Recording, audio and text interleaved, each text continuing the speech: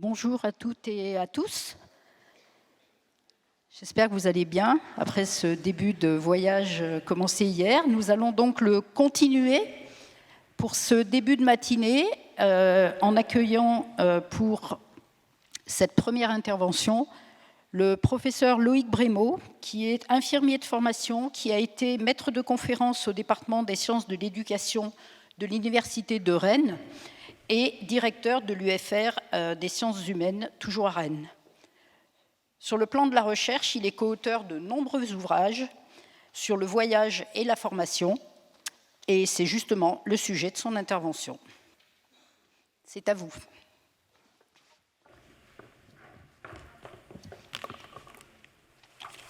Est-ce que vous avez fait un bon voyage?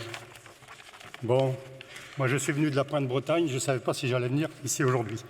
Mais ça y est, quand même. On a essuyé une petite tempête, et voilà. Donc je vais me présenter en quelques lignes. Donc moi aussi, ma vie a été toute carrière est un voyage. Parce que les carrières linéaires, je ne sais pas si elles existent aujourd'hui dans la postmodernité, mais on voit bien qu'on pilote sa carrière avec des imprévus. Et on verra que la question du voyage, en fait, c'est l'imprévu. Et c'est ce qui nous fait apprendre. Ça a une relation étroite, notamment le voyage, avec l'expérience. Et l'expérience, c'est par nature l'imprévu. Alors j'ai commencé ma vie professionnelle comme infirmier, ça a duré 13 ou 14 ans, puis je me suis posé la question du pilotage de ma vie et j'ai repris des études. Donc j'ai fait aussi un voyage intérieur, un cycle d'études en sciences de l'éducation notamment. Et puis, nouveau voyage, une fois que j'ai passé, à l'époque il y avait une maîtrise et un DESS, et autour des années 90, il m'a fallu sauter dans le grand vide, comme on atteint un nouveau pays, puisque j'ai travaillé pendant à peu près une quinzaine d'années comme consultant en organisation pour les collectivités territoriales. Moi qui étais infirmier, c'était un grand saut. C'est ce que vous avez vécu, certains d'entre vous.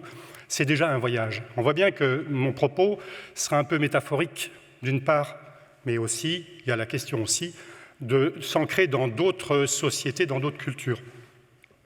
Donc, arriver dans la fonction publique territoriale, c'est comme si vous alliez un peu chez les indigènes, c'est les papous, il y a un autre langage, il y a des codes, novices, il faut les apprendre. Et c'est la dureté de l'expérience, c'est justement d'être nouveau un moment. Comme l'étranger qui va trouver étrange tout ce qu'il va voir. Si vous prenez par exemple l'immigré qui vient des Aurès et qui débarque sur les quais de la gare Montparnasse, il va trouver étrange et absurde tout ce qu'il va voir. La relation homme-femme, la relation à la nourriture, les codes et les normes vont apparaître extrêmement difficiles pour lui. Alors qu'est-ce que ça, on va voir. Donc mon expérience professionnelle ensuite, donc pendant plusieurs années, j'ai travaillé dans la fonction publique territoriale et encore un cycle d'études. J'ai passé ma thèse assez tardivement, un voyage assez tardif, et je suis rentré à l'université de Rennes 2 comme maître de conférence et donc je pilotais un master ingénierie de formation.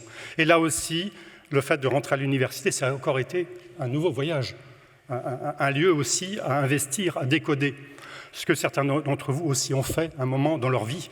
Et on voit bien, à chaque fois, il y a une dureté liée à l'âpreté de l'expérience, et en même temps, il y a un enrichissement, puisqu'il y a une multiréférentialité qui apparaît, et à chaque fois, une nouvelle expérience qui nous enrichit.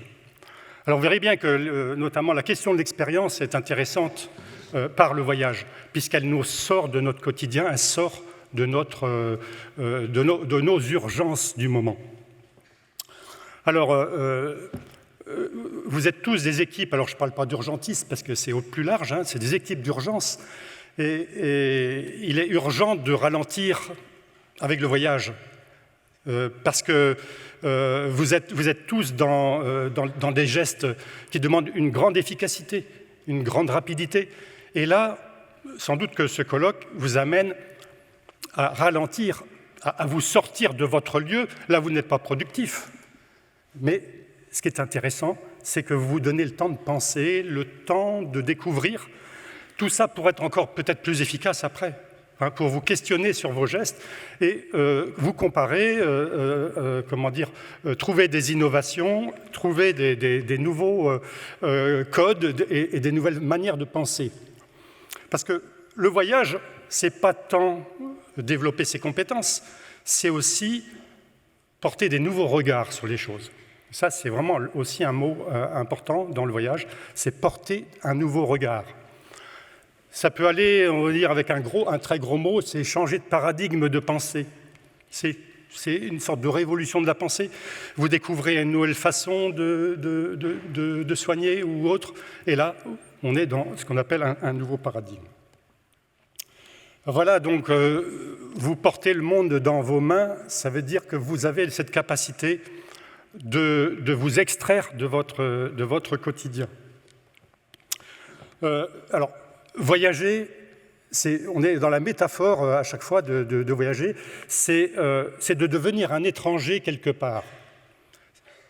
Certains d'entre vous ont sans doute changé peut-être de fonction, sont peut-être passés d'une fonction infirmier à cadre, de cadre à cadre supérieur. Des médecins ont pu avoir aussi une carrière ascensionnelle.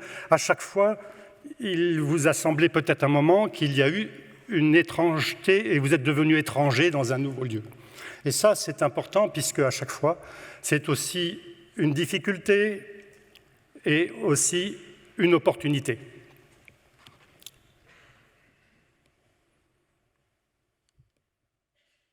Alors, avant de commencer de parler un petit peu plus du voyage et puis peut-être des relations un peu plus directes qu'il puisse y avoir avec vos fonctions, on va faire un petit voyage dans la relation entre voyage et formation. Ça ne va pas du tout de soi que le voyage soit relié avec le travail. Et on verra bien que même quand vous voyagez, vous êtes une personne entière. Ça veut dire à la fois vous avez votre fonction de soignant, mais aussi vous êtes un citoyen, mais aussi vous êtes plusieurs personnes. Et le voyage va sans doute enrichir la multiplicité des personnes qui vous constituent. Alors on verra aussi que le voyage a enrichi en fait dans son histoire de nombreuses disciplines. Alors vous prenez par exemple Marco Polo a élargi notre façon de voir le monde. Vous avez aussi tous les voyageurs qui ont découvert le monde nous ont ouvert le monde. On prend notamment les navigateurs. Et vous voyez bien que la relation avec la botanique, donc à chaque fois, le voyage a été une opportunité pour nous ouvrir à un nouveau monde. Et donc, ce qu'on appelle le voyage ouvre ce qu'on appelle les espaces-temps. Alors, comment créer cette relation plus étroite entre voyage et formation ? Et pourquoi aujourd'hui vous vous intéressez à la question du voyage ? Et c'est vrai que pendant longtemps, moi je m'y suis intéressé parce que j'ai terminé là, je suis maintenant un jeune retraité, et le voyage, bien sûr, c'est au cœur peut-être de mon activité actuelle. Là, je reviens de Berlin, j'étais en vélo de Laval jusqu'à Berlin, et j'ai découvert ce que c'est que les pérégrinations du voyageur. Et ce qui est plus important dans le voyage, ce n'est pas le but, c'est le chemin. C'est le chemin qui sera le plus intéressant. Et en quoi le voyage peut vous intéresser ? Alors on verra à plusieurs titres. Je vous dis, le voyage, il y a le voyage intérieur, il y a le voyage lié à sa carrière, et le cheminement, les hésitations, les impasses, et puis tout d'un coup on trouve sa voie, comme on dit. Et puis il y a entre guillemets le vrai voyage, ce voyage géographique. Et celui-là, beaucoup d'entre vous l'ont peut-être fait, Et ce qui est, c'est s'extraire d'un allant de soi, d'une évidence, et aller dans un ailleurs qui est neuf. Et ça, c'est une question extrêmement difficile à vivre quand on trouve étrange et qu'on est étranger. Alors, je vais faire d'abord une petite histoire de la relation avec le voyage. Est-ce que vous avez entendu parler du Grand Tour? Ça vous dit quelque chose, le Grand Tour? Hein? C'est un terme, le Grand Tour, c'est le voyage que faisaient les nobles, les aristocrates au XVIIe et au XVIIIe siècle. Alors, c'est d'ailleurs le Grand Tour, ils faisaient ce qu'on appelle le Grand Tour, et c'est toutes les grandes cours aristocratiques qui, en fait, envoyaient leurs jeunes, ça veut dire les jeunes, ils avaient entre 18 et 25 ans, et ils avaient un mode de formation particulier. Ils ne faisaient d'ailleurs pas confiance du tout à l'université. Pour eux, l'université, c'est quelque chose de passéiste, puisqu'on y apprenait que les belles lettres, le latin, le grec, et puis des disciplines qui n'étaient pas utiles. Il n'y avait pas beaucoup d'innovation dans l'université de cette époque-là. Elle était vue comme passéiste. Et donc, ils se disaient, on va se former par nous-mêmes. Et ils avaient utilisé pour ça le voyage. Et ils faisaient ce qu'on appelait le Grand Tour. Et toutes les grandes cours françaises, anglaises, italiennes, espagnoles, allemandes, autrichiennes, donc envoyaient leurs jeunes faire ce qu'ils appelaient le Grand Tour. Ça veut dire il y avait une sorte de circuit qui allait le plus souvent d'ailleurs en Italie, parce que là on était vraiment dans le début du romantisme et notamment les fondements de la culture européenne qui était le monde romain et grec. Et donc il s'agissait de former la jeunesse à la diplomatie, puisque ces jeunes des cours aristocratiques allaient devenir des dominants. Aussi à apprendre les bons comportements, à apprendre la philosophie, à apprendre comment se comporter en société, à apprendre aussi les langues et apprendre aussi les cultures, c'est-à-dire comment on devient un jeune aristocrate, et apprendre aussi la diplomatie. Donc, c'est quelque chose qui a été extrêmement important, et c'est un mode de formation particulier qui s'est énormément développé, mais bien sûr dans une seule classe sociale. Et c'était quelque chose d'organisé, ce n'était pas uniquement quelque chose d'intuitif, puisqu'il y avait des guides, il y avait des guides de visite, il y avait des guides les gens devaient faire les jeunes aristocrates devaient faire des comptes rendus, donc il y avait une sorte de retour réflexif sur l'expérience.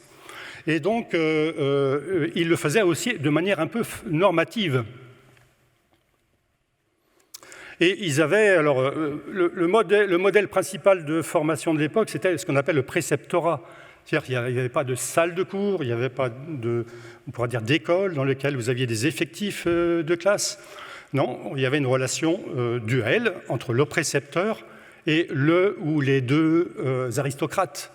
Et c'est le préceptorat qui va encadrer aussi ce qu'on appelle le voyage de formation. Et donc, ils vont élaborer des répertoires. C'est très intéressant à lire, d'ailleurs, de voir comment ces jeunes aristocrates pouvaient, avec des jugements de valeur sur les sauvages qu'ils vont rencontrer, peut-être, ça veut dire des gens des classes inférieures, etc.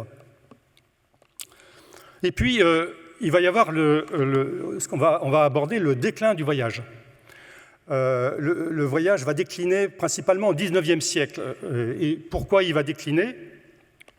Eh bien, c'est le développement économique qui va amener le formidable développement aussi des grandes écoles en France. On avait déjà les ponts et chaussées sous l'Ancien Régime. On va avoir Polytechnique en 1794 et depuis des écoles d'ingénieurs qui vont se développer, puisqu'il va falloir, la France notamment et l'Angleterre et l'Espagne ont des empires, et il va falloir développer les infrastructures, donc on va développer des écoles. des écoles d'ingénieurs, et on rentre dans l'organisation, l'industrialisation du savoir. Et les sociétés sont beaucoup plus complexes. Donc ça demande beaucoup moins de formation de type, entre guillemets, artisanale. Et là, de manière beaucoup plus systématique, on va constituer des savoirs. Et on va les enseigner, mais là, plus dans des écoles. Et on va notamment créer des standards, qui sont les diplômes. Et si vous n'avez pas votre diplôme, vous ne pouvez pas exercer la fonction, ce qui n'existait pas auparavant. Donc, et on va voir, et là on est toujours à former des élites, qui ne sont plus des élites aristocratiques, mais qui sont des élites bourgeoises principalement, puisque les régimes ont évolué, et on pourra dire que l'accès au pouvoir véritablement de la bourgeoisie. Et on va avoir ce qu'on appelle le système, en fait, que quasiment toutes les sociétés européennes vont copier, c'est le modèle Humboldtien, de Humboldt, le découvreur, hein, qui, lui, a inventé ce qu'on appelle l'université qui permet de regrouper la recherche et la formation. Puisque c'est les chercheurs qui vont devenir formateurs. Et donc, on va être au plus près de la recherche. On va réactualiser de manière permanente, en fait, les découvertes. Ça, c'est une révolution. Avant, vous aviez les chercheurs d'un côté et les enseignants de l'autre. On va faire cette articulation-là au XIXe siècle. Et le modèle Humboldtien va se développer et va permettre comme ça aux élites, c'est ce dont vous avez bénéficié d'ailleurs, hein, vous avez été formés dans des écoles, c'est un modèle qui nous vient plus particulièrement du XIXe siècle. Et donc, en fait, on n'a plus besoin de découvrir le monde. C'est le monde qui vient à nous, par les chercheurs qui vont eux-mêmes faire des recherches. Si on prend les ethnologues, ils vont revenir à l'université pour témoigner de ce qu'ils ont fait. Et puis, vous avez, on va dire, la révolution de l'édition, puisque là, c'est non plus, on va découvrir à travers les livres ce que vous avez fait quand vous étiez plus jeune, en découvrant Tom Sawyer et tous les romans d'aventure. Vous avez aussi voyagé dans vos têtes. Hein. Et donc, c'est cette nouvelle révolution qui fait, et on pourra dire la fin du voyage comme mode formateur. Et donc, les livres tiennent lieu de bateaux et de locomotives. Et, curieusement, on pourrait dire l'articulation entre le XXe et le XXIe siècle, c'est le retour du voyage, sous une forme nouvelle. Et là, on est à l'époque postmoderne. Et donc, brutalement, le voyage va faire son retour. Puisqu'on arrive dans une époque qu'on appelle la mondialisation, et on a aussi la révolution de la mobilité, avec l'avion, les chemins de fer, et puis, bien sûr, il y a aussi les réseaux de toutes sortes, et dont les réseaux numériques. Ça nous amène à une révolution de la mobilité à distance ou la mobilité physique. Et puis, va se développer une classe sociale qu'on appelle les globalitains, c'est-à-dire que c'est des gens qui n'ont quasiment plus de nation ou d'État, qui passent leur vie à voyager. La carte bancaire et la brosse à dents suffit, et ils passent d'hôtel en hôtel, puisque ce sont des personnes qui voyagent pour travailler aussi, hein, peut-être dans le marketing, etc., dans le domaine de l'innovation, et dont l'activité principale, c'est quasiment de voyager et de se déplacer.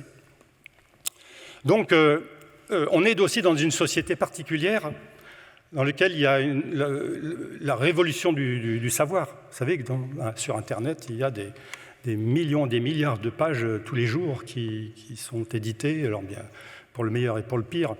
Mais il y a aussi, bien sûr, énormément de savoirs qui émergent, de connaissances, etc. Et donc, ce que l'on sait, ce que l'on savait, notamment au XIXe siècle, on a eu l'illusion à un moment, d'ailleurs, de se dire que l'on pouvait tout enfermer dans une encyclopédie. Hein. Et en fait, on ne peut pas, puisque le savoir est dynamique. Et dans une société post-moderne, on voit bien que la question qui va se poser, c'est que ce que l'on sait aujourd'hui, c'est très vite obsolète, démodé, et que, enfin, pour le meilleur et aussi pour le pire, on sait qu'on va devoir se mettre en dynamique permanente. C'est pour ça que vous êtes là aujourd'hui. C'est pour remettre au goût du jour peut-être vos connaissances, avoir connaissance des innovations avec les différents représentants des entreprises qui sont ici. Et donc, c'est de vous mettre un peu en dynamique. Parce que vous savez que vous ne pouvez pas rester, vous endormir, entre guillemets, professionnellement. Donc, il faut réactualiser de manière permanente vos apprentissages. Et on voit maintenant, d'ailleurs, que de plus en plus, si vous prenez la 4e année de sciences politiques, par exemple, elle est exclusivement une année de formation à l'étranger. Mais ce n'est pas une année de tourisme, entre guillemets, hein, c'est une année encadrée, avec des objectifs, etc. Et donc, pendant une année, les étudiants, premier semestre, deuxième semestre, dans 2 lieux différents, doivent pouvoir justifier d'apprentissage et de faire des comptes rendus extrêmement pointus sur leurs apprentissages. Donc, on voit bien que le voyage redevient un enjeu très important, notamment pour les grandes écoles, pour les écoles d'ingénieurs. Et d'ailleurs, souvent, s'il n'y a pas de voyage, on ne considère pas que cette formation a beaucoup de valeur. Et qu'est-ce qu'on va apprendre dans ces voyages-là? On va développer ses compétences linguistiques, d'accord, mais aussi en même temps développer les connaissances culturelles qui sont différentes, les normes sociales. On voit bien que derrière aussi se développe l'ethnomarketing. Donc comment penser différemment les affaires. Bon, donc le voyage redevient un enjeu de formation. Donc voilà. Alors, le voyage, c'est quand même une attitude, si on veut qu'il soit formateur. Et on verra, quand on voyage, certainement, quand on voyage en tant que touriste, on n'a pas forcément l'impression et l'intention de se former. Bon, on est là justement pour lâcher prise. Mais on verra bien que malgré vous, vous apprenez quelque chose. Ne serait-ce que s'orienter, c'est déjà un apprentissage. Alors, le voyage tourisme, alors c'est un peu grossir le trait, parce que tourisme, entre guillemets, là, on verrait le voyage un peu peut-être péjoratif, alors qu'il n'a sans doute pas grand-chose de péjoratif, mais c'est pour opposer 2 modèles du voyage. Et donc, qu'est-ce que fait le touriste? Serait l'autre du voyageur, ça veut dire la version appauvrie du voyageur. Hein, il cherche avant tout la sécurité.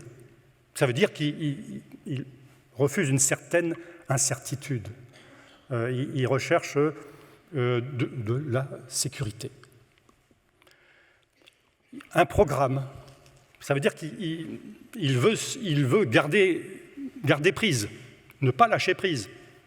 Donc, c'est, on pourrait dire, celui qui refuse de l'incertitude. Et donc, il va aller au plus près. Alors, il va aller voir sans doute un prestataire qui va le rassurer en disant « Mais vous inquiétez pas, vous aurez, voilà le type d'hôtel, voilà le trajet que vous allez faire, le type de bus, l'avion, etc. » Voilà, enfin, un bon voyage, c'est un voyage sécurisé. Et donc, pressé, suiveur, grégaire. Et on avance à l'avance, on lui dit voilà quels sont les temps forts. Donc, aucune marge d'incertitude.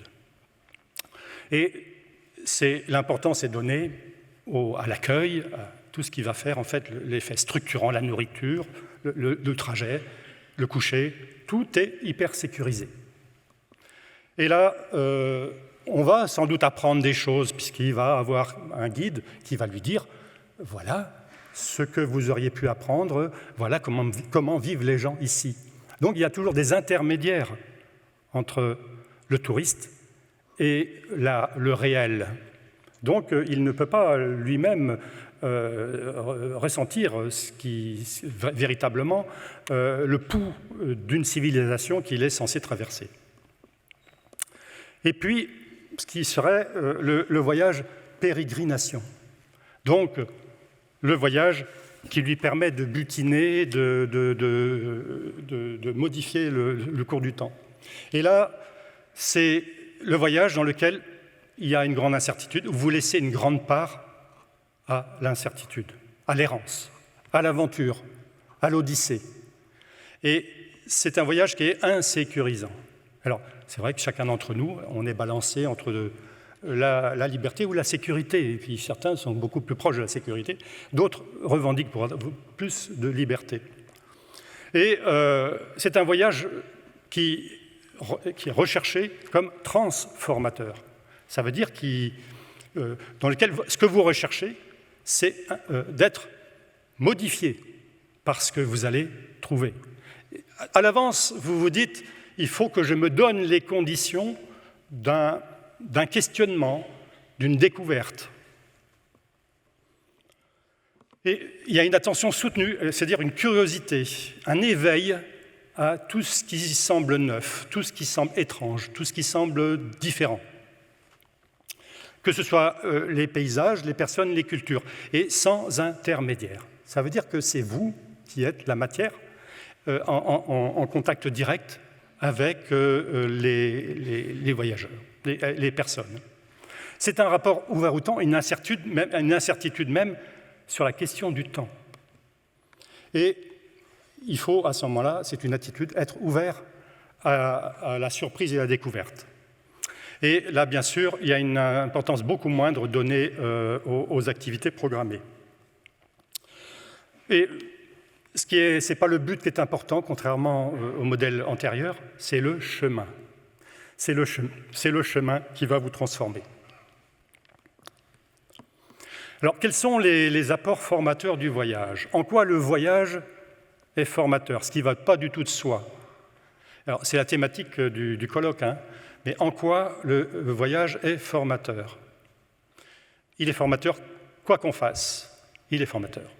Là, vous avez fait un voyage, beaucoup ne connaissaient pas Rennes, ne connaissaient pas la Bretagne, et vous êtes là, déjà, il a fallu arriver jusqu'ici. Ce qui a été, certains d'entre vous ont dit, mais est-ce que je vais arriver à l'heure? C'est difficile quand on ne connaît pas, quand on n'a aucun repère, il faut créer ses repères.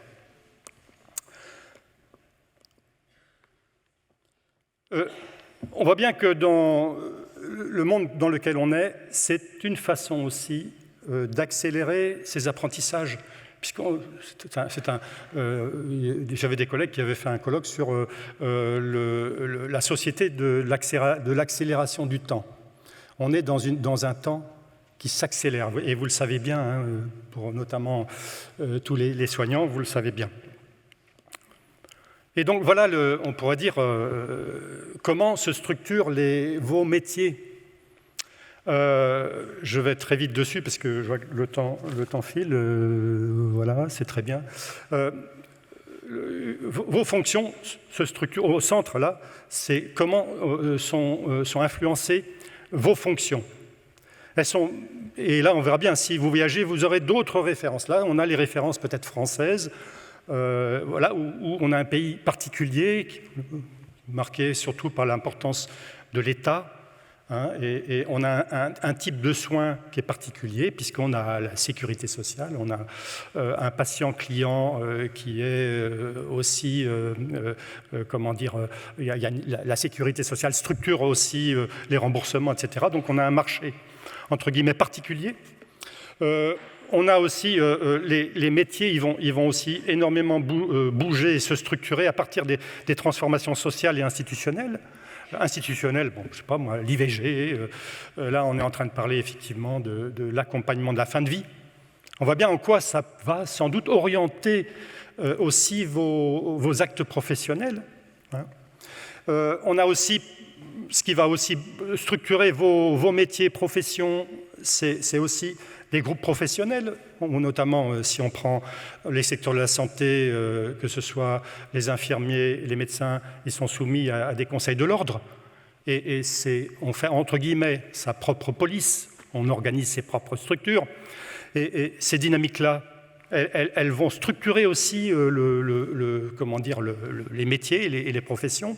Et puis aussi, il y a ce fameux, dans le jeu de quilles qui modifie les choses, vous avez l'innovation technologique qui, là, est une accélération considérable.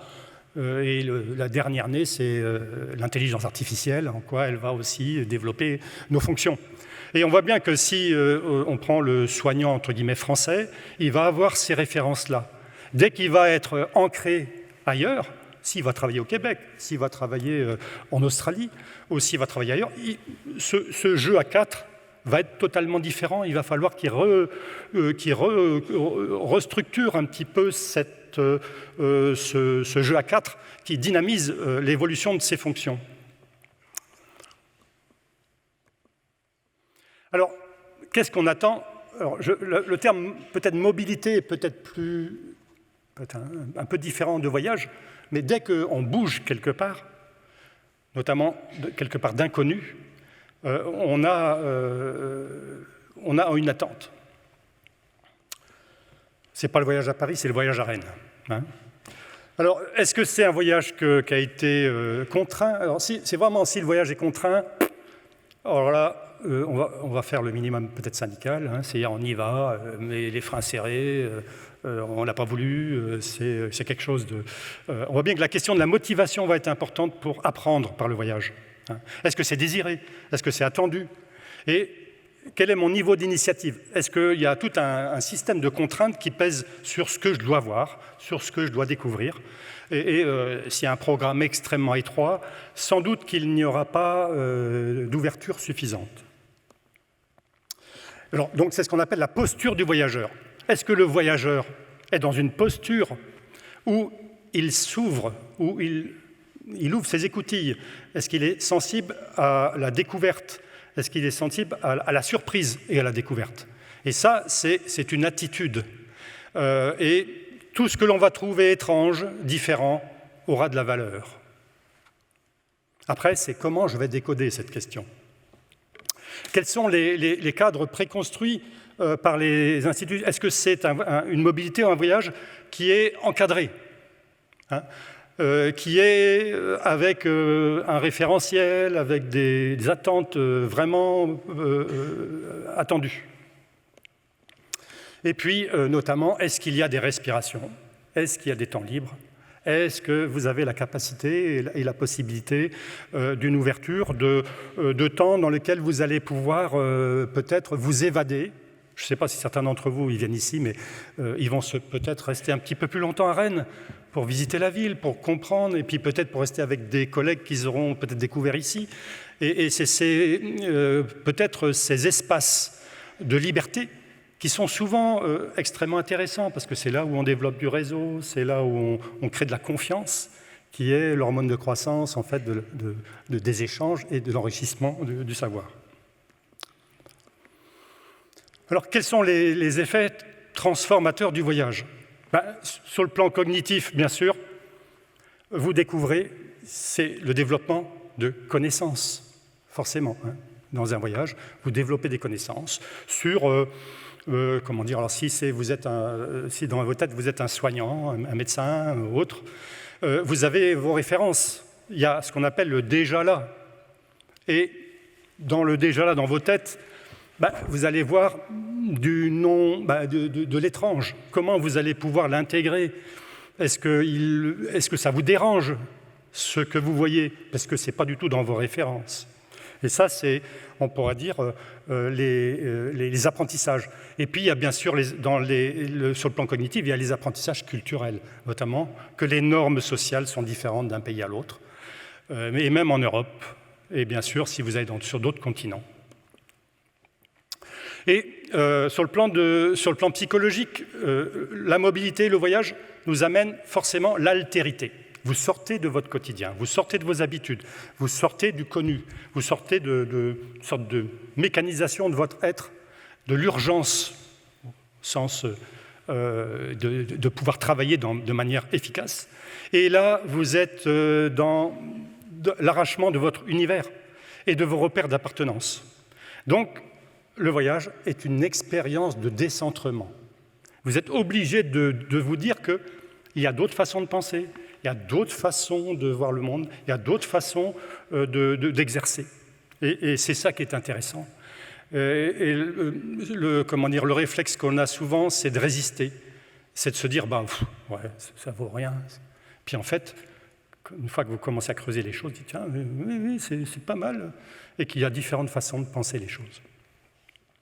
Sur le plan existentiel, ce qu'on appelle, voilà, on a ce qu'on appelle un mouvement de dénaturalisation. Ça veut dire que ce que l'on croyait de l'ordre de l'évidence, on voit bien que c'est en fait culturel, que c'est une croyance, que toute croyance, on a le droit d'avoir des croyances, mais comme toute croyance, elle peut être jetée aux orties du jour à l'autre et être remplacée par une autre croyance. C'est ce qu'on appelle des fois, il peut y avoir un bouleversement tel que c'est on a un changement de paradigme dans nos modes de pensée. Alors, ça me faisait penser, j'écoutais un interview il y a très longtemps de Michel Rocard, qui était un inspecteur des finances, mais extrêmement jacobin, centraliste, l'homme il fallait rationaliser les choses. Et puis, quand il a commencé à voyager dans ses responsabilités, notamment politiques, il s'est dit, il y a quelque chose qui ne va pas, quoi. Il y a quelque chose qui ne va pas. Il discute avec les gens et ça l'a, entre guillemets, converti. Le voyage peut nous convertir à une autre façon de penser. Et il est devenu, entre guillemets, un décentralisateur. Mais on peut, par le voyage, complètement changer on pourrait dire, de posture et de position. Et pour les équipes des urgences, la relation avec le voyage. Oui, je pense que, et vous êtes là pour ça, c'est pour mettre à distance, c'est pour discuter vous êtes dans une communauté. Et dans une communauté, c'est comme dans une famille, on est copains, mais on n'est pas forcément tous d'accord. On a des points de vue différents. Et c'est ça qui est intéressant. Et c'est ces points de vue différents qui sont riches, qui vous permettent de vous enrichir. Et ce qu'on appelle l'altérité, ça veut dire que c'est terrible. Les autres, c'est terrible. Je ne sais pas si, alors quand vous étiez étudiant, je ne sais pas si vous avez fait des travaux de groupe, c'est terrible. Ah, qu'est-ce qu'ils vont... Ça ne va pas vite, quoi. Et les autres, qu'est-ce qu'ils sont bêtes, quoi. Moi, je sais comment il faut y aller, quoi. Et en fait, au bout du compte, on se dit, c'est quand même beaucoup plus riche. Tout seul, on va plus vite. À plusieurs, on va plus loin.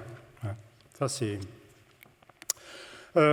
S'exposer à l'anomie, ça veut dire voyager, c'est aussi des fois perdre des fois, F-O-I-S, parce que y a des tas de choses auxquelles on croyait, dur comme fer, et puis on s'aperçoit qu'en fait, oui, ce dont je croyais, ça tient plus, hein, c'est la façon dont je m'y prenais, non.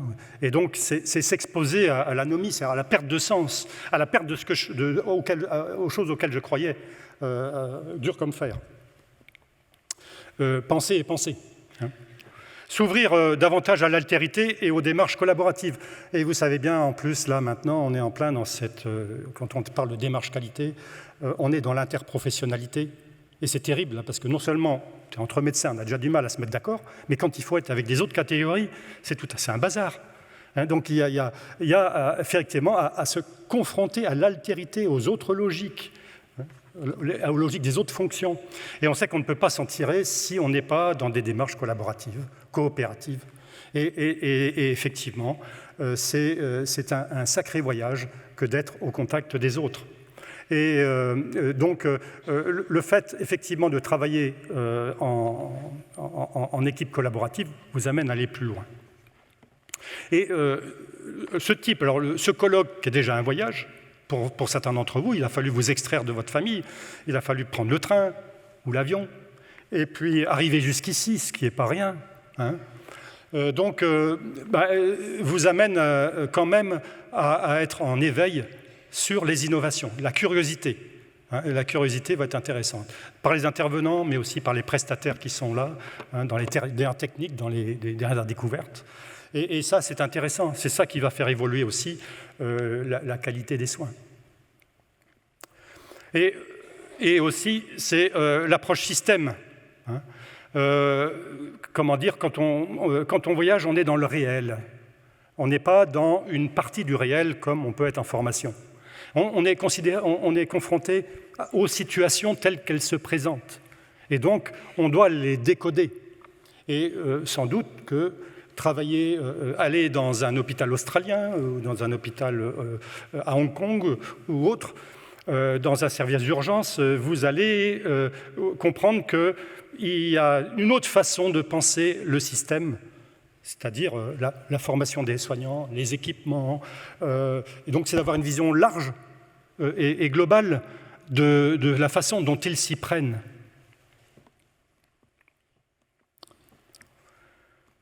Alors, juste, je vais essayer d'accélérer. Oui, oui. Donc, on a plusieurs façons de... Ce qu'on va découvrir quand on est en voyage, c'est juste, tiens, j'ai appris que ça existait. C'est juste. Donc, ça va ouvrir une case dans ma tête et par la suite, je vais pouvoir travailler sur l'exploration de cette nouveauté. Et ensuite, le deuxième niveau que je peux apprendre, c'est « Ah ben oui, je sais que ça existe, mais déjà, j'ai des informations dessus, je peux en parler. » C'est pas le même niveau. Et puis, troisième chose, c'est que, bah oui, je sais que ça existe, j'en ai discuté, et même je l'ai expérimenté. Donc déjà, j'ai une façon un peu différente. J'étais ailleurs, et ça m'a permis déjà de m'ouvrir à une autre pratique professionnelle. Et puis en fait, bien sûr, là, j'ai une maîtrise parfaite, hein, et je peux faire, bien sûr, c'est quelque chose que j'ai complètement intégré. J'ai une expérience, mais en même temps, je vais en faire une performance. Ah, ça passe plus. Si. Voilà. Bon, eh ben, en fait, voyager, c'est se renouveler, c'est faire du neuf avec ce que vous êtes, un peu de vieux quand même, mais vous faites du neuf là-dedans. Vous renouvelez votre façon de penser. Et vous faites, entre guillemets, du benchmark. C'est pas beau, hein, mais vous allez chercher, en fait, ce qui marche ailleurs, ce qui a fait ses preuves ailleurs. Et ça, c'est important. C'est prendre des raccourcis. Ça va tellement vite, et beaucoup d'ailleurs, on prend par exemple l'agroalimentaire en Bretagne, dans les années 60 et 70, alors c'était structuré par la jeunesse agricole chrétienne, qui était à la pointe à cette époque-là, et en fait les jeunes agriculteurs sont partis en Hollande, sont partis au Danemark, et ils ont importé le modèle de développement du port industriel. C'est en voyageant qu'ils ont complètement transformé le modèle agricole breton. Vous voyez donc des exemples qui existent, qui font profusion. Donc, parce que plutôt que d'aller se former pendant des années, on va voir ce qui marche. On va essayer de comprendre. On va créer du réseau. Et voyager, c'est surtout créer des communautés. C'est-à-dire, c'est garder une empreinte de son passage. Je pense qu'en tant que professionnel, c'est des choses que vous faites. Ici, c'est une formidable lieu d'accélération en fait, de la création de réseaux et de ce qu'on appelle les communautés de pratique. Ça veut dire, entre vous, ensuite, à distance, vous pourrez vous échanger sur des nouvelles pratiques. Et bien sûr, accumuler des compétences en situation réelle. Voilà. Merci. Voilà, de terminer.